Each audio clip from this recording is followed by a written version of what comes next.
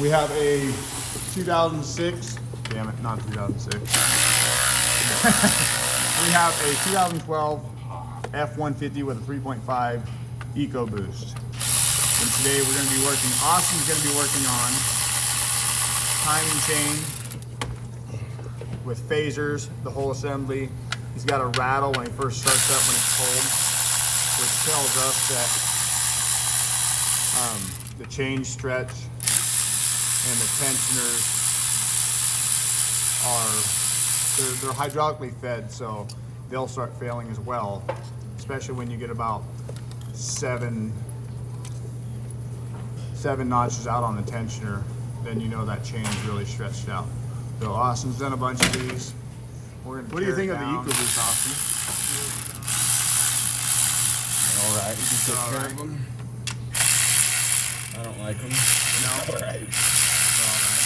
They're better than the 5.4s, right? Yeah. By far. Well, there you go. There you have it from a tech that works on them all the time. 5.4 or the 3.5 or 2.7. Would you rather have an EcoBoost or a 5.4? Is this even a debate? Are you debating this in your head? Well, I think it depends, honestly. I'd rather have the 3.5 than the 5.4. I wouldn't want to be doing turbos all the time. No. I'd much rather just do a lockout kit on a 5.4 and be done with that, and it'll run forever. Not really. They suck. Dude, I don't know, bro. Last time I did a lockout kit, My you lucky tried pulling turbo's a gonna camper go. up a hill and Turbo's gonna go through the motor. seize the motor. Yeah. So your boat. I know. You're I've seen a both lot drunk. higher mileage with the 3.5s, like 200,000 and 300,000 miles before they Right. start having any real issues. The 5.4, you get about 100 before it's new engine time. And I was thinking price too, though. These are gonna be 20 to 25 grand. Yeah, 5.4 I can get for 5 grand. yeah, yeah. But they can't haul for shit. Neither can these. These do pretty good. See, this is a debate. This is gonna be on YouTube, so we're debating this. I don't know, bro. If you wanna We'll tow- see in the if you wanna- comments. We'll if see you in the wanna- comments. If you want to tow stuff, be a man and buy a diesel. Well, we're comparing gassers here. Get his Chevy. Hey.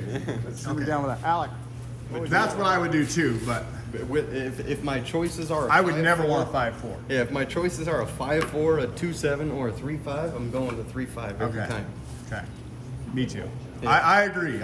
They're both junk, but I would rather have a 3.5. They're all junk. You're doing the same thing. Think about it, except you just won't have turbos on a 5. Yeah. Yeah. And then Alec, we got over here. He has a Ford Flex. What year is this one? I don't know. It's another 3.5. Non-turbo though, right? I think so. Right.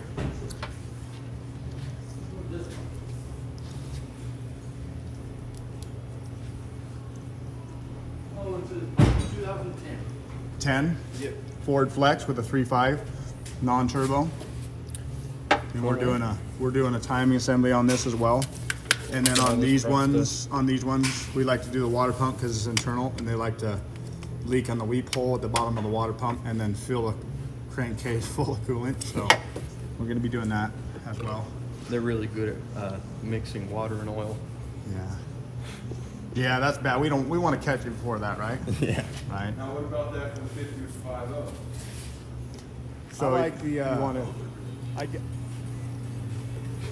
I need to reconfigure that stick. That was annoying trying to do that right there. Double click, I should be able to hold it and rotate. There we go. Okay, so the 5.0, the Coyote. I'd rather have a 5.0, I feel like. So heads between a buck and a buck 50, that's not bad. But the motors last forever. And I like the power of the Coyotes too. Right. Yeah, right. And you can get them from the Ford factory. I don't know which dealer it is. Like Then you're not dealing with turbos, just cylinder heads, that's not a big deal. You can get a supercharger kit Oh, for all right. 5.0s, and it puts it at like 45 to 55 grand out the door per Right. single cab supercharged. 5.0. We just got to build the heads better than what Ford's doing with them. And it's warranty, and they're warranted supercharged from the factory. Oh wow. Yeah, bro. I think Didn't I tell you about that, Alex? I think I'd rather I have a found that. Coyote than the Eco or the 5.0. It's I a like de- the 6.2s. It's like a dealer in North Carolina, right? And then they will do the same 7-year, 100K, whatever Huh. you have on your truck. Right. But they take the Ford OEM Whipple or whatever supercharger Right. they use, or you can choose a Pro Charger and they Huh. just slap it on the 5.0, and then I like you have the I like the warranty. Pro Charger idea. Yeah, you can choose. You can choose between a Whipple or a Pro Charger. And dude, I think the Whipple was like 40, maybe it was like 35K to 45K. I think the Whipple was 45 and the Pro Charger was like 35. 45K? But the truck, That's it's a single cab. It's so a that's the truck built the way you want it. yeah, Single that's out the cab. door. You own the supercharged, driving down the road, 35, 45K. All right. Yeah. That's not bad. Yeah, so- 7-year, 100K warranty. So bottom line, bottom dollar one, single cab, but you get the upgraded. But you can do crew cab. You get the Then cool it goes kids up. package, the one that wants to race, not the Yeah. family package. Right? You can Okay. get crew cabs, Gotcha, all gotcha, that gotcha. stuff. Then it's like 65, 75K. Yeah, I really like the 5.0 motors. That's The a only thing gas I don't one. like is doing heads, right? And a Ford. But if I was honestly going to get a gas or the tow stuff, I'd get a Chevy 500. Yeah.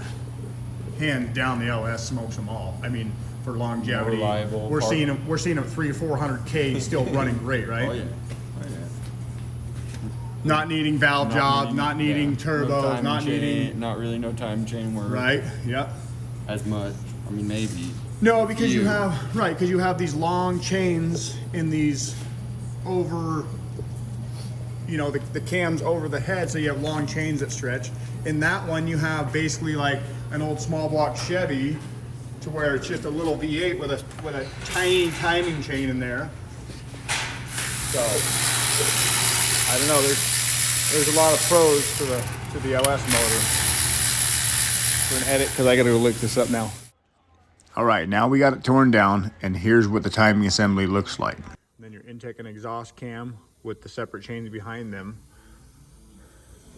passenger driver, and then your main chain. And what happens is this chain will get stretched, and you see the tension right here. It has little notches, and about 4 or 5 you're pretty tight. When it gets to 7 and 8, look at that.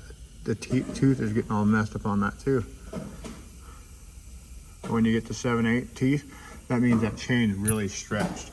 And then this tensioner, you know, it's sitting about right here when the chain's tight and new, and then as over time it stretches and it keeps coming out. So every time you shut it off and it starts up, that chain, the tensioner has to compress out and push that guide tight to keep the chain tight. So that's why you'll start hearing these things rattle pretty bad on initial startups when they're cold. So when you have that start happening, you need to replace the timing kit. That's the best thing. And then these things go forever as long as you keep the maintenance up and stay on top of things. And like I said, Austin's done quite a few of these Eco Boosts, so he's pretty good with these ones. But that's where we're at, and we'll show the vid of going back together with it when we're done. What's that?